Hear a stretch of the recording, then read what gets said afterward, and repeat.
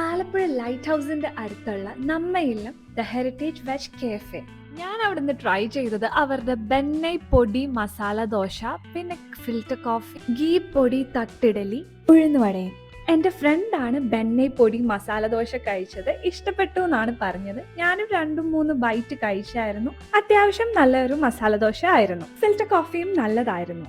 പക്ഷെ എനിക്ക് ഈ ഗീ പൊടി തട്ട് ഇഡ്ഡലി അത്ര ഇഷ്ടപ്പെട്ടില്ല. കാരണം അതിന്റെ ആ തിക്നെസ് ആണ്.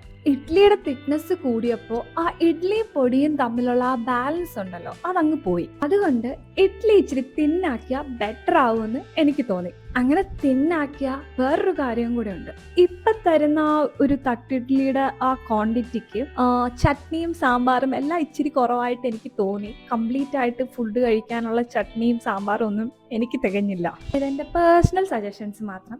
എപ്പോഴും പറയുന്ന പോലെ ഓരോ ആൾക്കാർക്ക് ഓരോ ടേസ്റ്റ് ഡിഫറൻസ് ആണ്. നിങ്ങൾ തന്നെ കഴിച്ച് ഇഷ്ടപ്പെടുവോ ഇല്ലയെന്ന് നോക്കണം. അപ്പൊ ശരി, ബൈ.